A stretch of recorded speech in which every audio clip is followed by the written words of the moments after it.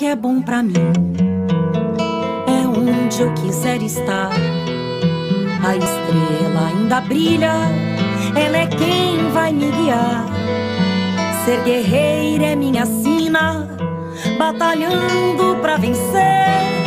Tenho voz pra ser ouvida, tenho sonhos pra viver. Não vão mais conseguir me anular, me calar. Ninguém vai me impedir de cantar e lutar. Seja em casa, no campo, na rua ou na praça. Chega de mordaça, agora eu vou falar.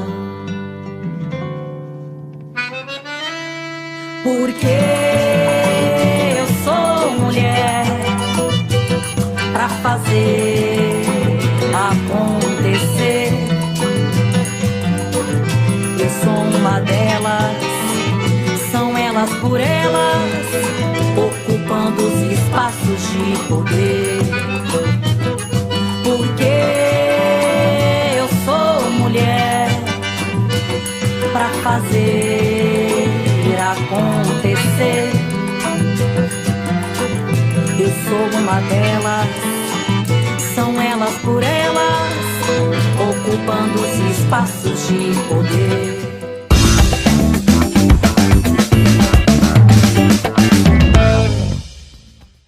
Olá, sejam muito bem-vindas ao TV Elas por Elas Formação, programa do PT para a preparação e formação das mulheres para a disputa política. Eu sou a Mariana Jacob, esse é meu sinal em Libras e de segunda a sexta-feira nos encontramos sempre aqui a partir das 4 da tarde. Quando falamos dos movimentos feministas, precisamos lembrar que a luta pelos nossos direitos não está só nas cidades. Mulheres indígenas, quilombolas, extrativistas, trabalhadoras rurais. Nosso país foi gestado e nutrido pela força dessas mulheres, que hoje lutam pelo direito à terra e ao território, num país dominado pelo capitalismo patriarcal. No programa de hoje, vamos conferir trechos da aula Mulheres das Águas, do Campo e das Florestas com a economista e socióloga Luísa Dulce e com a antropóloga Isa Tapuia. Acompanhe.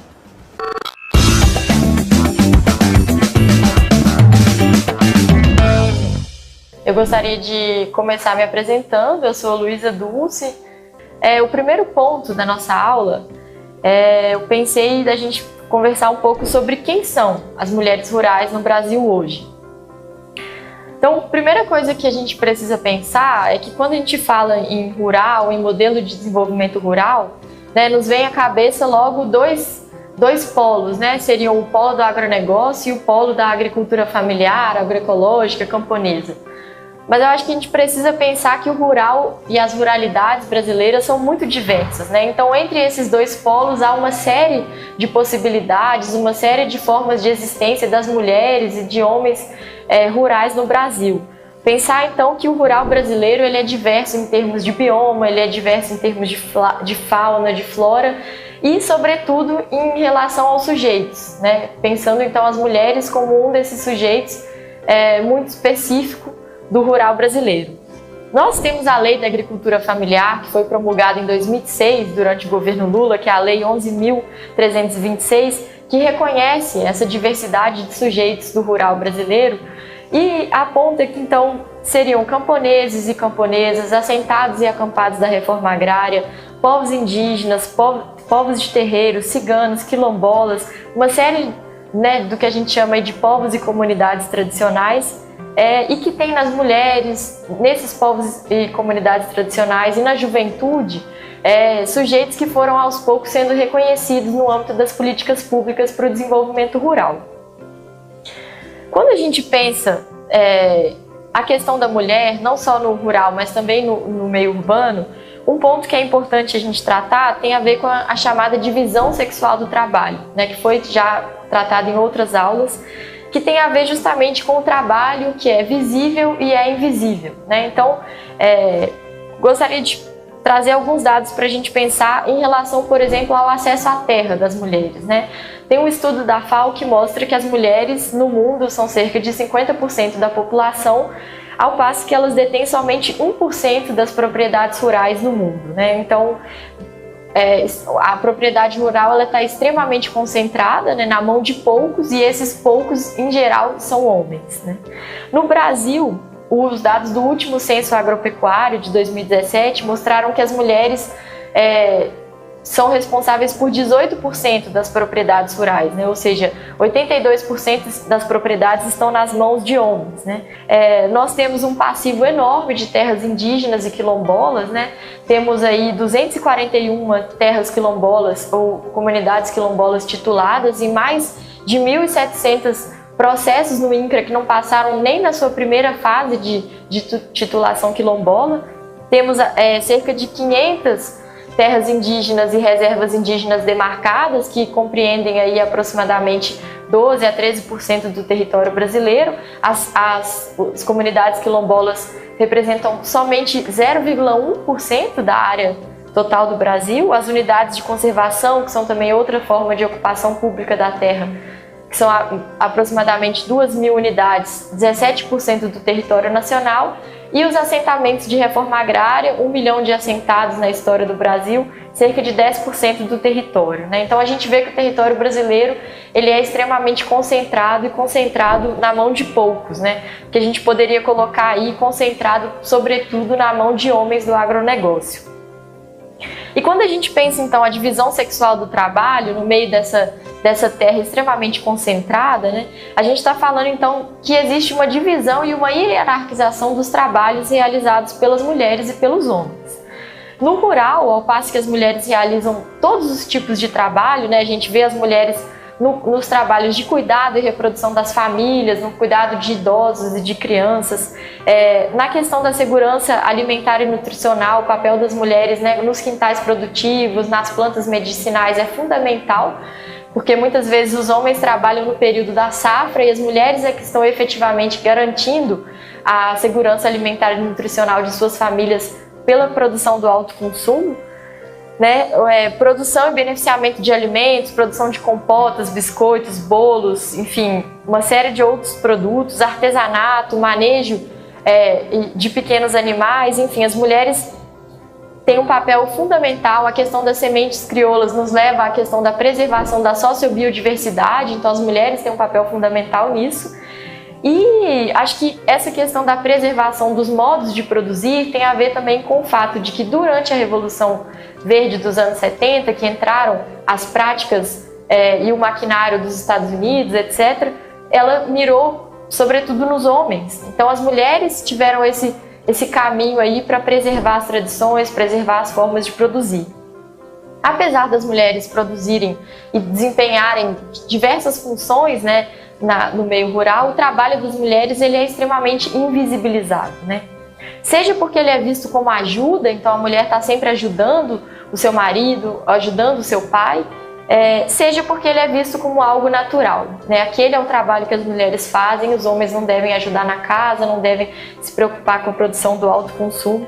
E eu acho que isso tem a ver, né? Os estudos apontam que isso tem a ver com o fato de que esse trabalho desempenhado pelas mulheres, ele não é monetizado, né? Então as mulheres, elas estão sempre aí nas categorias de trabalho leve, enquanto os homens fariam um trabalho pesado, apesar que a gente sabe que muitos dos trabalhos desempenhados pelas mulheres são extremamente pesados, extenuantes, mas pelo fato deles não gerarem essa renda monetária, eles são invisibilizados. Eu queria tratar também de uma especificidade que tem a ver com as mulheres jovens, né? Muito se fala sobre as dificuldades de promoção da sucessão familiar, né? Sobretudo na agricultura familiar, então como que as famílias agricultoras dão continuidade à sua produção. Existe um êxodo rural expressivo no Brasil, sobretudo entre os jovens, e as mulheres jovens são colocadas numa situação ainda mais complicada, porque os pais poucas vezes confiam nelas para tocar a sua produção rural. Então elas são vistas sempre ou como filhas ou como esposas. E isso faz com que o êxodo rural das mulheres seja ainda maior, né? A questão então do patriarcado, ela está presente não só nas relações privadas e públicas, mas ela está presente nas famílias, ela está presente nas associações e cooperativas rurais, enfim, todos esses desafios são encontrados pelas mulheres, como nós encontramos na política, enfim. Um outro ponto que eu queria tratar aqui na aula tem a ver com a luta e a organização das mulheres rurais no Brasil, né? É uma luta muito antiga, que foi potencializada, digamos assim como o surgimento do PT nos anos da redemocratização. Então, nos anos 80, foi criada, por exemplo, a Associação Nacional de Mulheres Trabalhadoras Rurais. Depois vieram outros movimentos, como o Movimento de Mulheres Camponesas, o Movimento Interestadual de Mulheres Quebradeiras de Coco Babaçu, o MICCB, e uma diversidade de organizações de mulheres nos movimentos rurais, nos movimentos de luta pela terra no Brasil, como a CONTAG, a FETRAF, que é agora a CONTRAF, o MST, o MAB, enfim, todos esses movimentos criaram, né, os seus espaços de organização das mulheres. E nós temos aí, nesse âmbito da luta e organização das mulheres, a Marcha das Margaridas, né, que começou sendo organizada pela CONTAG, pelas mulheres da CONTAG, em homenagem, né, esse nome Marcha das Margaridas, nasceu em homenagem a Margarida Alves, que foi uma lutadora, uma dirigente sindical paraibana de Alagoa Grande, que foi assassinada, né, brutalmente assassinada no dia 13 de agosto de 1983, e congrega, né, os diversos ramos, os segmentos, as mulheres do campo, das florestas e das águas em luta por políticas públicas, pelo acesso à terra, contra a violência contra a mulher, enfim, é um movimento muito expressivo, né? E esses movimentos nos levaram a um outro ponto aqui da aula que eu queria tratar, que tem a ver com os direitos e as políticas públicas voltadas às mulheres rurais no Brasil, né? Nós tivemos aí como um desses marcos a criação do Ministério do Desenvolvimento Agrário, que foi criado em reação, né, ou como uma resposta ao massacre de Eldorado dos Carajás, que aconteceu no Pará em 1996. Um ministério que veio a ter, né, toda uma ampliação da sua estrutura e da sua dotação orçamentária em 2003, quando o presidente Lula assumiu a presidência da República, né? Então, com muitos mais recursos e diversificação das políticas, de reconhecimento também desses sujeitos rurais, das próprias mulheres rurais, e a própria participação das mulheres na execução, no planejamento e no acompanhamento das políticas públicas. Queria passar rapidamente, então, sobre algumas dessas políticas que foram desenvolvidas nos governos Lula e Dilma, que efetivamente tiveram um papel importante no reconhecimento e na valorização das mulheres, né? Eu sou Isa Tapuia, sou antropóloga, e a nossa conversa, né, a nossa aula de hoje vai ser justamente sobre essa questão da presença da mulher, da participação da mulher, das águas, do campo e da floresta. Quais são as estratégias, né, e os desafios que as mulheres do campo, da floresta e das águas estão enfrentando hoje, como é que elas estão fazendo, né, esse enfrentamento, quais são as suas formas de luta e principalmente nas nossas organizações comunitárias, né, no sindicato, nas associações de produção, né, como é que nós estamos fazendo esse enfrentamento. Então vamos conversar um pouco sobre os desafios que as mulheres do campo, das trabalhadoras rurais, como as indígenas, como as quebradeiras de coco, estão enfrentando hoje esse desafio, que é justamente um atentado contra o território, né? Os nossos territórios hoje estão sendo ameaçados, né? E nós temos, por exemplo, essa ameaça, principalmente para as mulheres indígenas, a questão da ausência de demarcação, né? Nós sabemos que o presidente, né, ele tem, desde a campanha, né, tem atacado muito essa questão da demarcação das terras indígenas. No caso das mulheres quilombolas também, a questão da titulação, né, das terras dos quilombos também, que acabou tá parado. E as mulheres extrativistas, né? A gente tem a questão das reservas extrativistas também, não só o processo de titulação, mas também de desenvolvimento, e são questões que estão hoje na ordem do dia. as mulheres assentadas também, a questão de fortalecer, né, de garantir de fato o título da terra, de garantir assistência técnica. Todas essas as políticas públicas, né, que tinham sido conquistadas, nós temos observado que elas têm sido excluídas, né? Elas não tem mais como acessar, né?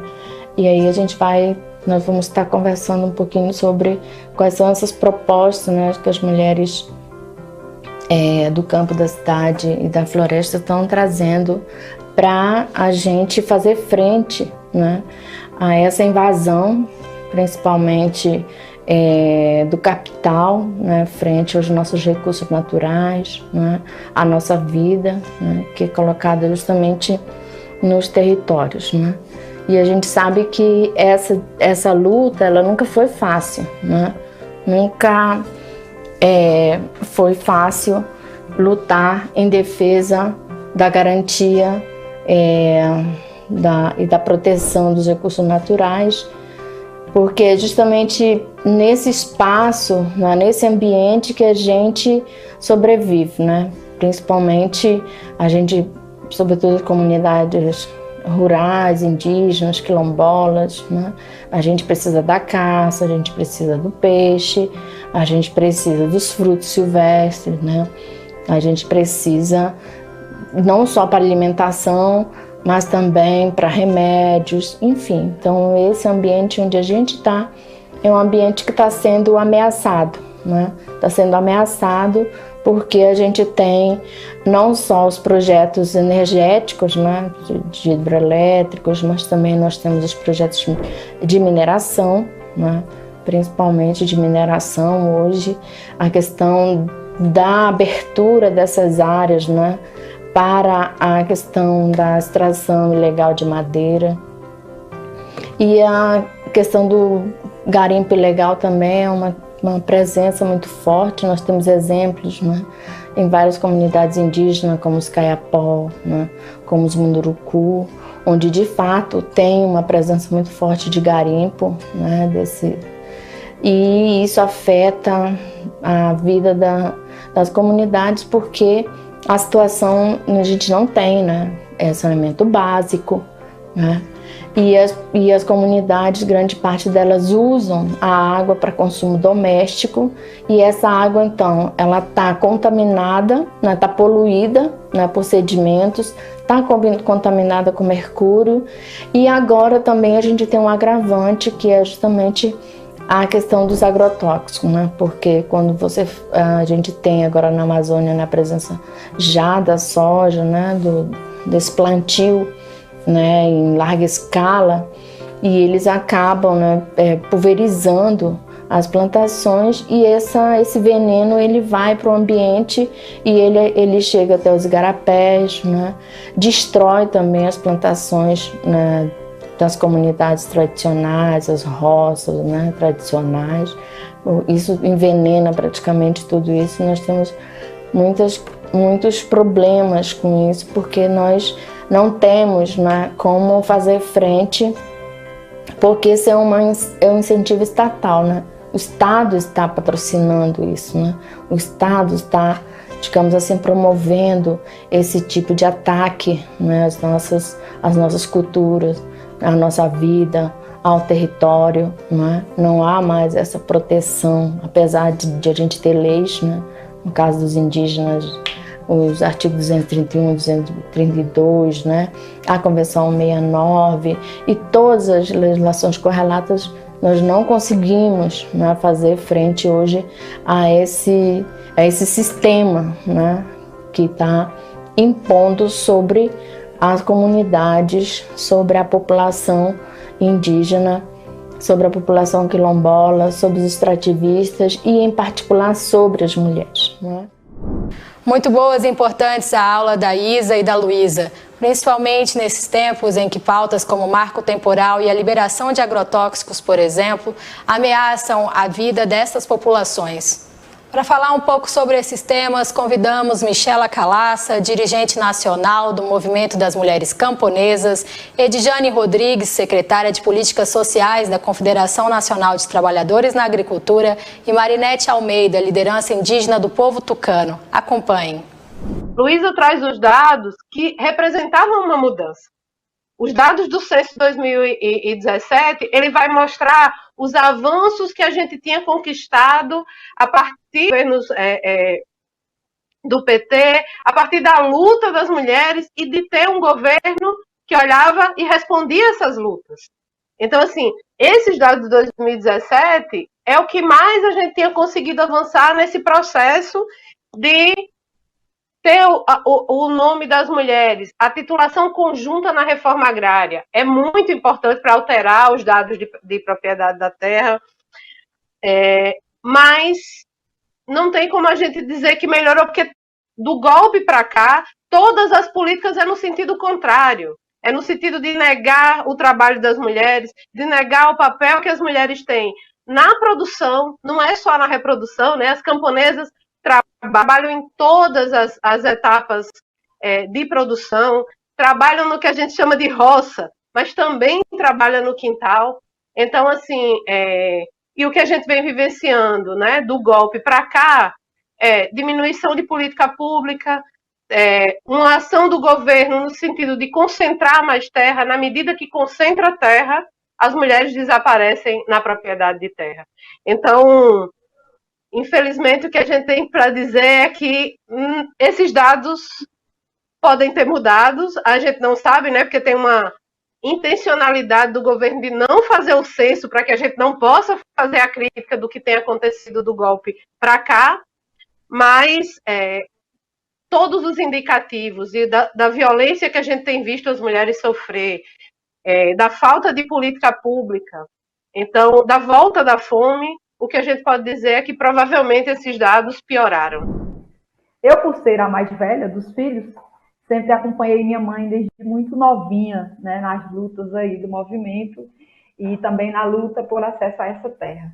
Sobre o êxodo rural, diz muito respeito ao que a Michela já trouxe.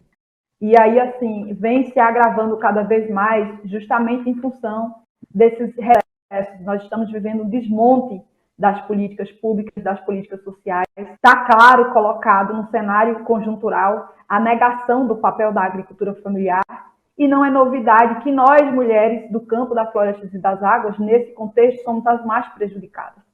Isso se soma ainda ao agravamento decorrente da pandemia.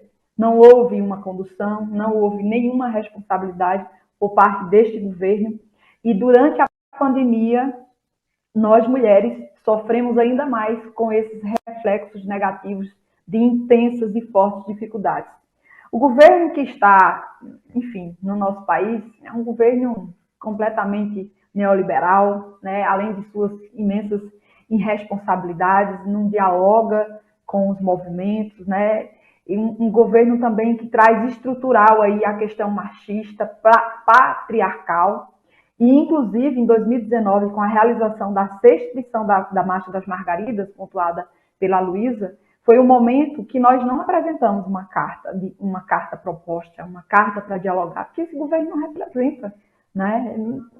Nós apresentamos uma plataforma política para dialogar com a sociedade e fazer o contraponto a tudo isso que está colocado, que está em curso no nosso país, e o quanto isso compromete a vida de milhares de pessoas, sobretudo compromete, né, a vida de milhares de mulheres, sejam elas do campo, sejam elas das cidades.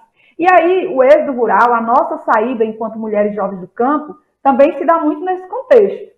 Eu imagino que se hoje houver, de fato, uma pesquisa, certamente nós aumentou, né, essa questão do êxodo rural. Isso não é nós não temos opção. A gente não faz essa escolha para sair lá da nossa comunidade, do assentamento. É uma imposição pela negação de políticas públicas, pela negação do nosso papel enquanto agricultoras familiares.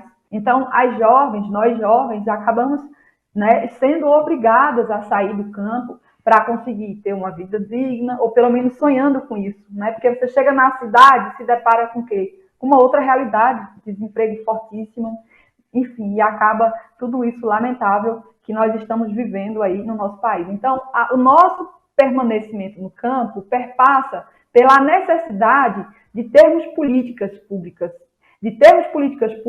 que possam considerar, né, a questão da igualdade, da inclusão, que valorize e potencialize o papel de nós mulheres enquanto produtoras, enquanto agricultoras familiares, trabalhadoras rurais, políticas que não sejam só políticas de produção, mas também políticas sociais como educação, saúde, segurança. A violência no campo para nós mulheres é muito mais forte, apesar das grandes conquistas que nós obtivemos pela Marcha das Margaridas, mas conquistas essas que estão sendo desmontadas, que estão sendo negadas, né? Então,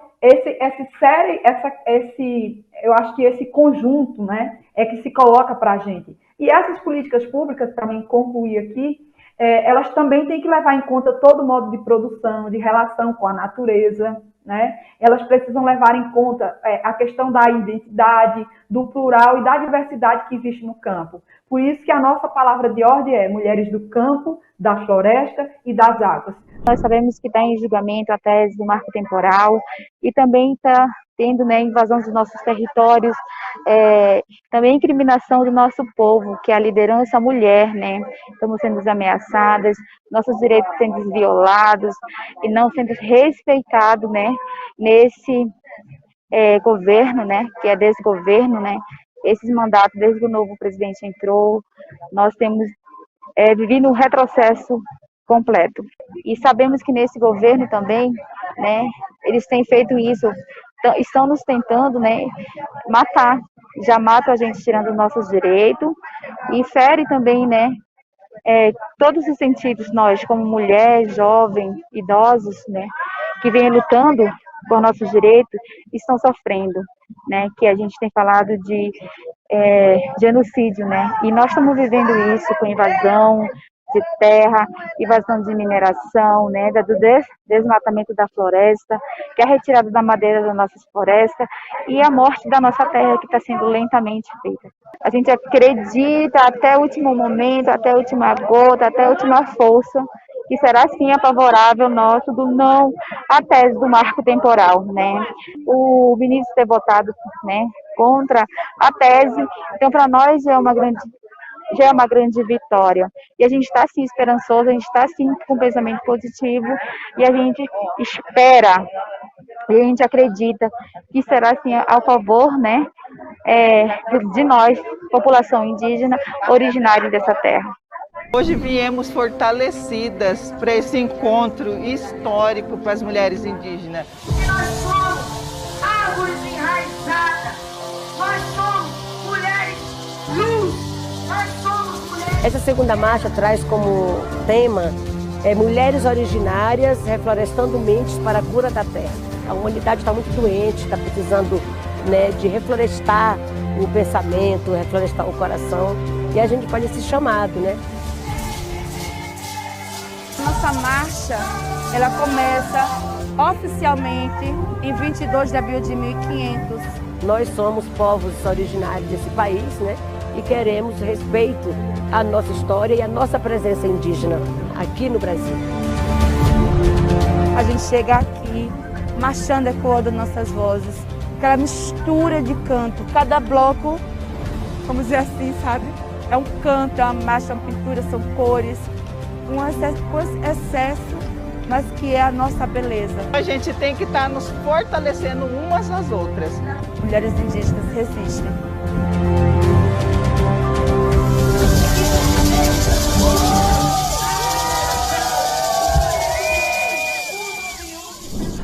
O TV Elas por Elas Formação de hoje fica por aqui. Gostou do nosso programa? Então não deixe de conferir a nossa playlist no nosso canal no YouTube. Lá tem muito mais conteúdo esperando por você. Não esquece de curtir a gente nas redes sociais. Assim você fica sempre por dentro do que acontece por aqui e de outras ações voltadas para as mulheres e realizadas pelo PT. Eu espero vocês amanhã. Até lá!